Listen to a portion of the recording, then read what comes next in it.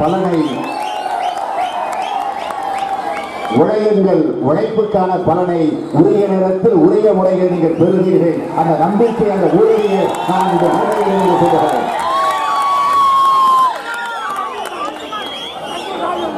அதிகமான வேலை இருக்கிறது என்று நான் சொன்னதற்கு காரணம் தேர்தல் வேலைகளைத்தான் சொல்லுகிறேன்.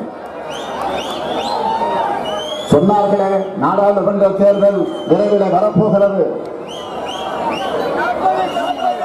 அந்த நாடாளுமன்ற தேர்தலோடு சட்டமன்ற தேர்தலும் சேர்ந்து வரப்போகிறதா, அல்லது அந்த தேர்தல் வருவதற்கு முன்பு 20 தொகுதிகளில் இடைத்தேர்தல் வரும் என்று செய்திகள் தொடர்ந்து வந்து கொண்டிருக்கிறது. அது ஒரு பக்கம் போகிறார் என்பதற்கு அடையாளமாக அந்த தேர்தலில் வந்திருக்கிறதா இல்லையா? இந்த சிறப்பான இந்த சூழ்நிலையில மாற்றம் வரக்கூடிய ஒரு நிலை வந்திருக்கக்கூடிய நேரத்தில் நீங்கள் எல்லாம் இங்கே வந்து இணைந்திருக்கிறீர்கள் என்று சொன்னால்,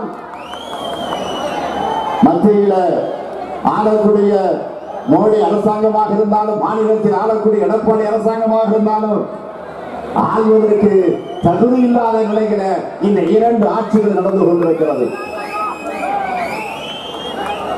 இந்த சூழ்நிலையை இங்கே சேர்ந்திருக்கிறீர்கள். ஒரு திரைப்படத்தில் வசனம் வரும், லேட்டா வந்தாலும் லேட்டஸ்டா வரணும்னு சொல்லுவாங்க.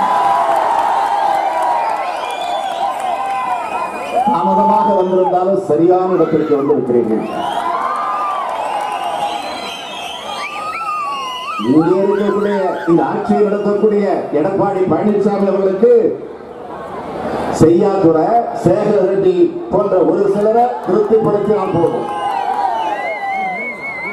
அதேபோல மத்தியில் இருக்கக்கூடிய பிரதமர் மோடிக்கு நாடு முழுவதும் சுற்றி கொண்டிருந்தால் போதும், அவருக்கு வேற வேலை எதுவும் கிடையாது. இப்படிப்பட்ட 2 விதமான பிறவிகளை வீட்டுக்கு அனுப்புவதுதான் நாம் எதிர்கொள்ளவிருக்கக்கூடிய ஜனநாயக போர்க்களம் என்பதை நாம் தெரிந்து கொண்டாக வேண்டும். பிஜேபியுடைய கோட்டையாக விளங்கிக் கொண்டிருக்கக்கூடிய மாநிலங்களில் ஓட்டை விழுந்திருக்கிறது. அங்கெல்லாம் காங்கிரஸ் கட்சியுடைய ஆட்சி அமர்ந்திருக்கிறது. இதை நரேந்திர மோடி எதிர்பார்க்கல. ஒரு மிகப்பெரிய அரசியல் திருப்பம் உருவாகி இருக்கிறது. விடுவிட்டு போயிருக்கிறார். அதனால்தான் இப்பொழுது பிரதமர் மோடி அவர்கள் காங்கிரஸ் கட்சி மீதும் திராவிட முன்னேற்ற கழகத்தின் மீதும் விமர்சன அம்புகளை வீச தொடங்கி இருக்கிறார். கேட்கிறார், திமுக காங்கிரஸ் கூட்டணி கொள்கை கூட்டணியா என்று கேட்கிறார். நான் கேட்கிறேன், பிரதமர் மோடி அவர்களே, அம்மையார் ஜெயலலிதா அவர்கள் மறைவுக்கு பிறகு இந்த ஓராண்டு காலமாக அதிமுகவை உடைச்சு OPS EPS என்று 2ஆக பிரிச்சு, அதற்கு பிறகு கட்ட பஞ்சாயத்து நடத்துவது போல 2 பேரையும் உட்கார வச்சு கைகோர்த்து சேர்த்து பிரிச்சு, அதுக்கு பிறகு சேர்த்து கட்ட பஞ்சாயத்து செய்யக்கூடிய வேலையா பிரதமர் செய்யணும்? நான் கேட்கிறேன், இந்திய பிரதமர் பார்க்க வேண்டிய வேலையா இது? இது ஒரு அரசியல் புரோக்கர் செய்ய வேண்டிய வேலை. இது அண்மையில பெரம்பலூரில் நடைபெற்ற சொல்லணும்னா, அந்த அமைச்சரவையை பொறுத்த வரையிலும் கிரிமினல் கேபினட், ஒரே வழிதான், கிரிமினல் கேபினட் என்று பகிரமாக குற்றம் சாட்டின. இதுவரைக்கும் ஏதாவது அது சம்பந்தமாக வழக்கு போடுவார்கள் என்று எதிர்பார்த்து காத்திருந்த, இதுவரைக்கும் வழக்கு போடல. ஆக இதிலிருந்து என்ன தெரிகிறது?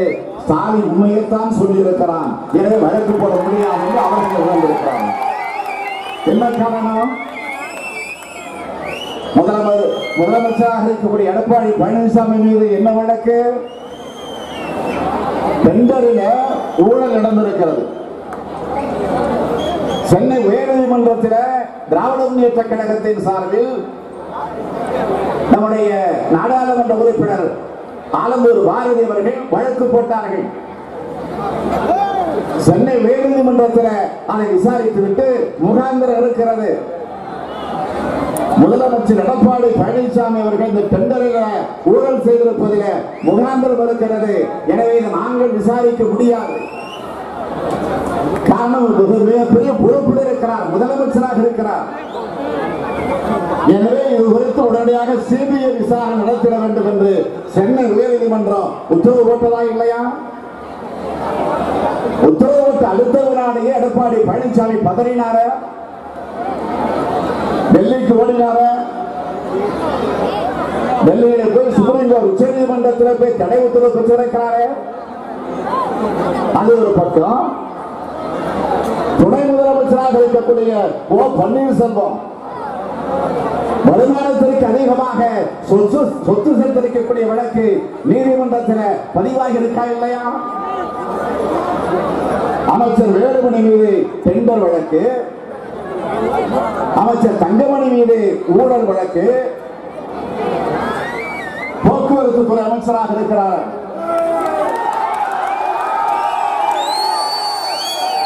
இதை விட்டுவிட்டால் உங்களுக்கு அதிகம் கோபம் வரும் என்பது எனக்கும் தெரியும். அவரை பற்றி நான் சொல்லல. ஒரு பிரபலமான ஆங்கில பத்திரிகை டைம்ஸ் ஆஃப் இந்தியா,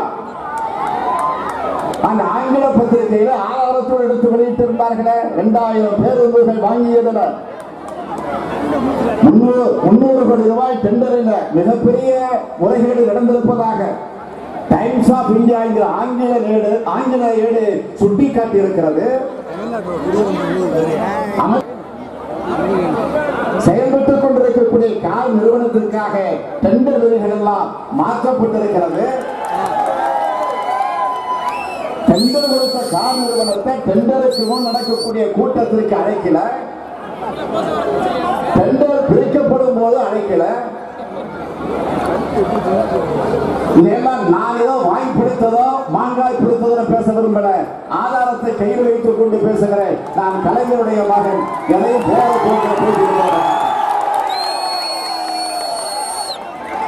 300 கோடி ரூபாய்க்கு பேருந்து வாங்கக்கூடிய டெண்டரில் முறைகேடுகள் நடைபெற்றிருக்கிறது என்று பத்திரிகைகள் குற்றம் சாட்டி இருக்கக்கூடிய ஒரு அமைச்சர் தான் இன்றைக்கு போக்குவரத்து துறை அமைச்சராக இருக்கக்கூடிய விஜயபாஸ்கர் அவர்கள்.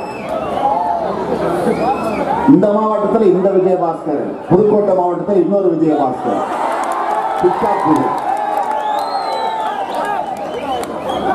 அந்த குட்கா வழக்கு என்ன நிலை? இப்போ சிபிஐ விசாரணை, தீவிரமாக விசாரணை நடந்து கொண்டிருக்கு. வருமான வரித்துறை ரைடு பண்ணாங்க. வருமான வரித்துறை அலுவலகத்திற்கு அழைத்து தொடர்ந்து விசாரணை நடந்துகிட்டு இருக்கு. இதுவரையில அவர் ராஜினாமா செய்யக்கூடிய அந்த உணர்வை பெற்றிருக்கிறாரா? இல்ல. ஏன் இதே முதலமைச்சராக இருக்கக்கூடிய எடப்பாடி பழனிசாமி உள்ளிட்ட 8-9 அமைச்சர்கள் மீது ஆர்கே நகர் தொகுதியுடைய இடைத்தேர்தல் நடந்த நேரத்தில் வருமான வரித்துறை விஜயபாஸ்கர், குட்காப்புரை விஜயபாஸ்கர் வீட்டில் புகுந்து ரைடு நடத்தி 89 கோடி ரூபாய்க்கு கணக்கிற்கு என்று புள்ளி விவரத்தோடு ஆதாரத்தோடு எந்தெந்த அமைச்சருக்கு முதலமைச்சருக்கு எவ்வளவு தொகை என்றெல்லாம் பட்டியல் இருக்கு என்று கணக்கு போட்டு வருமான வரித்துறை வழக்கு பதிவு செஞ்சு எஃப்ஐஆர் போடணும்னு அரசுக்கு உத்தரவு போட்டு இருக்கு. இதுவரையில அரசு எஃப்ஐஆர் போட்டிருக்கா? இல்ல. ராஜேந்திர பாலாஜி மீது அதிக சொத்து சேர்த்த வழக்கு, இதெல்லாம் போதாது. இந்த முட்டைகள ஊழல், பருப்புல ஊழல், நிலக்கரியில ஊழல், மின்விலக்கு வாங்குவதிலே ஊழல் என்று பல அமைச்சர்கள் மீது ஊழல்களோ லஞ்சமோ தலைவருக்கு ஆடிக்கொண்டிருக்கிறது. அதனால்தான் நான் சொன்னேன், இது ஒரு கிரிமினல் கேபினட் என்று நான் சொன்னது இதற்காகத்தான்.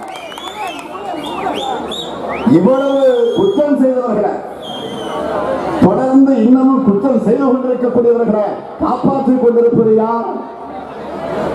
இந்த கிரிமினல் கேபினட்டை காப்பாற்றிக் கொண்டிருப்பது யார்?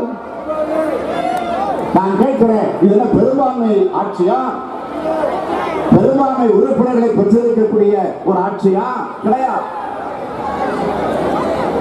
18 சட்டமன்ற உறுப்பினர்களை சர்வாதிகாரமாக ஒரு சபாநாயகர் அந்த பதவியிலிருந்து நீக்க உத்தரவிட்டார். அது ஒரு பக்கம். அடுத்து 11 சட்டமன்ற உறுப்பினருடைய நிலை இப்ப உச்ச நீதிமன்றத்தில். ஓபிஎஸ் உள்ளிட்ட 11 சட்டமன்ற உறுப்பினருடைய நிலை